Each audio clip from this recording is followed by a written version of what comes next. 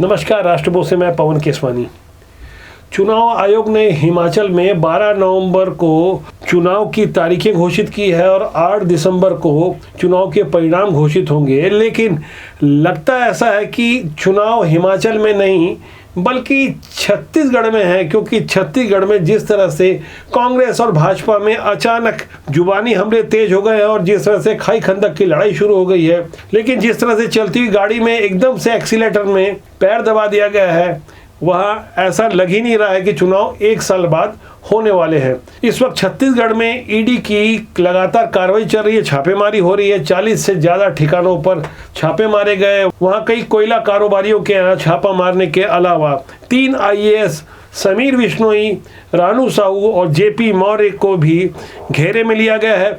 समीर विश्नोई की 8 दिन की रिमांड मिली है और ईडी जिस तरह से कार्रवाई कर रही है उसे लेकर सीएम भूपेश बघेल ने भारतीय जनता पार्टी की उस दुखती रग पर हाथ रखने की कोशिश की है जहां भाजपा अक्सर असहज हो जाती है। दरअसल ये असहज होने का कारण कोई और नहीं बल्कि डॉक्टर रमन सिंह है। डॉक्टर रमन सिंह के विरुद्ध जब उनके लड़के अभिषेक सिंह का वो मामला पनामा पेपर वाला सामने आता है, तब खासकर डॉक्टर रमन सिंह की ओर से कोई ठोस जवाब नहीं आता। ईडी की छापेमारी के बाद सीएम भूपेश बघेल के इस हमले पर आप गौर करें। और ये सेंट्रल एजेंसी का दुरुपयोग करके रमन सिंह जी ईडी का प्रवक्ता बने घूम रहे हैं। उनको बताना चाहिए किसके घर में क्या मिला, लेकिन दुष्प्रचार करने की कोशिश क्यों? मतलब कुल मिलाकर बदनाम करने की कोशिश कर रहे हैं। तो रमन सिंह को बताना चाहिए कि उसके 2003 में 2008 में आपकी कितनी संपत्ति थी और अब 2018 में आपकी संपत्ति कितनी हुई जो निर्वाचन आयोग को दिए हो, आप ही जो दिए हो। इतना अंतर क्यों? इसकी जांच क्यों नहीं होना चाहिए? प्रधानमंत्री कार्यालय में शिकायत की, क्यों जांच नहीं हो रही है? वो तो ऑन पेपर है, पनामा में उसका नाम आया उसके लड़के का, क्यों जांच नहीं होना चाहिए? तो भैया मनी लॉन्ड्रिंग तो वहां हो रहा है, विदेशों से पैसा आया, क्यों जांच नहीं कर रहे हैं? आप तो निष्पक्ष है एजेंसी, तो जांच क्यों नहीं होना चाहिए? इस बयान से आपको अंदाजा हो गया होगा कि लड़ाई कितनी गहरी पहुंच चुकी है। भारतीय जनता पार्टी भी कोई मौका चूकना नहीं चाहती।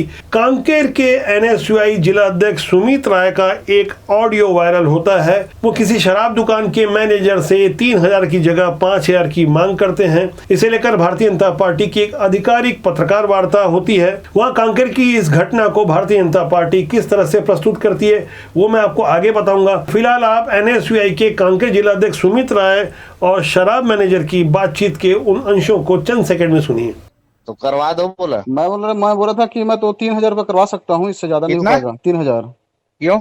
मेरे से 3000 ही हो पाएगा भैया। क्यों? क्योंकि मेरे पास कुछ ज्यादा नहीं है, लिमिट में सब पैसा ऊपर चला जाता है। क्या लिमिट में नहीं है मेरे पास? देखिए मैं जितना है मेरे से उतना मैं कर सकता हूँ। मैं आपको देखो हर महीना वहां से जा रहा था भैया, मैं वो नहीं जानता वो आपको उमेश क्या कर रहा था क्या नहीं कर रहा था, और उसको डिटेल में पूछ रहा था, इसलिए आपका बार फोन आया तो उसको काट के फोन आपको उठाया करके रिसीव किया।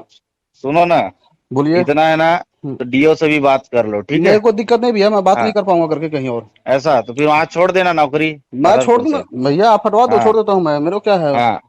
समझे? 3000 आपका रखा हुआ है मेरे पास, अब 3000 आप ले जा सकते हैं। 3000 रुपए नहीं चाहिए, 5000 रुपए चाहिए। नहीं। और बातचीत का यह वीडियो कितना सही है या गलत ये तो फॉरेंसिक जांच से ही स्पष्ट होगा। हालांकि NSUI के जिला अध्यक्ष सुमित राय ने इसे अपनी आवाज होने से ही इनकार कर दिया, बल्कि बता दिया ये कोई टेम्पर्ड वीडियो है। इसे लेकर भारतीय जनता पार्टी और कांग्रेस की ओर से वार पलटवार शुरू हो गया। छत्तीसगढ़ में ठंड से पहले जिस तरह से राजनीतिक गर्मी बढ़ गई है उससे इतना तो स्पष्ट है कि आने वाले दिनों में और कई बड़े हमले होने वाले हैं, कई और ऑडियो वीडियो सामने आ सकते हैं। मौजूदा दौर में जिस तरह का राजनीति का स्तर गिरते जा रहा है वहां कई तरह की बातें सामने आएगी। यही कारण है कि चुनाव से साल भर पहले भारतीय जनता पार्टी इसमें सब कुछ झोंक देना चाहती है। वहीं कांग्रेस के लिए भी ऐसे ही हालात हैं, जहां सरकार में रहने का उन्हें फायदा है तो कहीं घाटा भी है, क्योंकि सत्ताधारी दल को ही जवाब देना पड़ता है, व्यवस्थाओं की जिम्मेदारी उनकी होती है। ऐसे में दोनों ही दलों की PR टीम और प्रवक्ता एक्टिव मोड में आ गए हैं। वहीं भारतीय जनता पार्टी का संगठन खेमा लगातार एक्टिव होते जा रहा है। 6 अक्टूबर को धमतरी की मंथन बैठक के बाद जितने भी खास पदाधिकारी उस बैठक में आमंत्रित किए गए थे, उनमें से कोई एक भी ऐसा नहीं होगा जो उस बैठक के सप्ताह भर बाद भी शांत रहा होगा कि उन्हें विश्राम का मौका दिया गया होगा। वे लगातार एक्टिव हैं। गांव-गांव पदयात्राएं हो रही है। घरघोड़ा से रायगढ़ तक की जो पदयात्रा चर्चित हुई, पदयात्रा और यात्राओं के इस दौर में स्क्रीन में आप ये दूसरी तस्वीर देख सकते हैं। अजय जामवाल जो कि दक्षिण बस्तर के दंतेवाड़ा क्षेत्र में बैठ के कर रहे हैं, खुद होकर क्षेत्रीय संगठन मंत्री लगातार दौरे कर रहे हैं। उनके साथ आपको भारतीय जनता पार्टी के प्रदेश संगठन महामंत्री पवन साय भी नजर आ रहे होंगे। दरअसल भारतीय जनता पार्टी के रणनीतिकार अच्छी तरह से जानते हैं कि रायपुर की गद्दी बस्तर और सरगुजा से होकर जाती है। बस्तर संभाग जहां 12 विधानसभा सीटें हैं और सरगुजा में 14 सीटें हैं, यहाँ भारतीय जनता पार्टी का एक भी विधायक नहीं है। इसी तरह 90 सीटों वाली छत्तीसगढ़ विधानसभा में 29 सीटें अनुसूचित जनजाति के लिए आरक्षित हैं, जिसमें 26 सीटें इस वक्त कांग्रेस के पास है और भारतीय जनता पार्टी के पास महज 2 सीटें हैं, जबकि सरगुजा और बस्तर से एक भी भारतीय जनता पार्टी का विधायक नहीं है। यही कारण है कि संगठन का फोकस आदिवासी क्षेत्रों में ज्यादा है। ओबीसी वर्ग को साधने के लिए जहां पहले ही प्रदेश अध्यक्ष और नेता प्रतिपक्ष ओबीसी वर्ग से बनाए गए हैं, खासकर साहू और कुर्मी समाज के नेताओं को ये अहम जिम्मेदारियां दी गई है। यहाँ जाति का समीकरण पर खास ख्याल रखा जा रहा है। भारतीय जनता पार्टी के रणनीतिकार यह भी अच्छी तरह से जानते हैं कि जहां शहरों में भारतीय जनता पार्टी के लिए उतनी मुश्किल नहीं आएगी, लेकिन गांव में जिस तरह से खासकर सीएम भूपेश बघेल की छवि प्रस्तुत हो पाई है, आम ग्रामीण मतदाताओं को यह समझाने की कोशिश की गई है कि किस तरह से सीएम भूपेश बघेल छत्तीसगढ़ की संस्कृति से और उनकी माटी से जुड़े हुए उनके सही प्रतिनिधि हैं। यहाँ भारतीय जनता पार्टी इस छवि से अलग खुद के लिए खास रणनीति पर काम कर रही है। यहाँ भारतीय जनता पार्टी के पास मुख्यमंत्री का कोई चेहरा नहीं होगा, जबकि कांग्रेस के पास स्वयं सीएम भूपेश बघेल ही चुनाव का एक बड़ा चेहरा होंगे। गांव में भारतीय जनता पार्टी ज्यादा फोकस कर रही है। साथ ही संगठन में परिवर्तन के लिए जो नए 13 जिला अध्यक्ष बनाने की चर्चा हो रही है और संगठन के प्रकोष्ठ मोर्चा के विभिन्न पदाधिकारियों के अलावा कार्यकारिणी सदस्यों की जो नियुक्तियां की जानी है, उस पर भी मंथन के बाद अब घोषणा होने वाली है। यहाँ गौर करने वाली बात यह भी है कि भारतीय जनता पार्टी अब एकदम से बदले हुए स्वरूप में नजर आ रही है, यानी एकदम से एक्टिव मोड में संगठन के लोग लगे हुए हैं। लेकिन सबसे बड़ी दिक्कत भारतीय जनता पार्टी पर छत्तीसगढ़ में वही है, जो पुराने छत्र 15 सालों से जमे हुए थे, उन्हें एकदम से निकाल कर साइड भी नहीं किया जा सकता। लेकिन भारतीय जनता पार्टी उनकी छवि से अलग नए चेहरों को सामने लाने के लिए जो कवायद कर रही है, उस कवायद में कहीं ना कहीं वो पुरानी छाया बाधा उत्पन्न कर रही है। कांग्रेस के रणनीतिकार यह बात अच्छी तरह जानते हैं।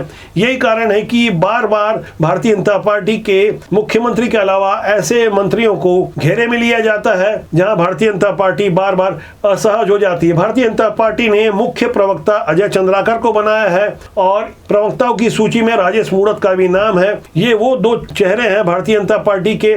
जब वे मीडिया पैनलिस्ट के रूप में टीवी डिबेट या दूसरे मंचों में आते हैं, वहां कांग्रेस के प्रवक्ता इनके कार्यों को लेकर बार बार इन्हें असहज करते हैं, जबकि भाजपा के पास कई ऐसे और चेहरे हैं जिनकी सही उपयोगिता ली जा सकती थी, जैसे सचिदानंद उपासने। जैसा कि सब जानते हैं, ये मीसाबंदी रहे हैं, कर्मठ कार्यकर्ता रहे हैं। भारतीय जनता पार्टी से इनकी माताजी स्वयं रायपुर की विधायक रही हैं। इनके भाई आरएसएस के मुखपत्र 5 जन्य के संपादक जैसे अहम ओहदे में रहे हैं। इससे आप अंदाजा लगा सकते हैं कि सचिदानंद उपासने की भूमिका संगठन में कितनी अहम रही होगी। वे विभिन्न दायित्वों में रहने के बावजूद इस वक्त संगठन के लिए वैसे उपयोगी साबित नहीं हो पा रहे जैसे आमतौर पर ये टीवी डिबेट और दूसरी जगह दिखा करते थे। फिलहाल इन्होंने लोकतंत्र सेनानी नामक एक संगठन का नेतृत्व करते हुए मीसाबंदियों का जो ये संगठन है उसके लिए काम कर रहे हैं। ऐसे कई उदाहरण हैं जो कि भारतीय जनता पार्टी में मौजूदा समय में विद्यमान गुटबाजी के कारण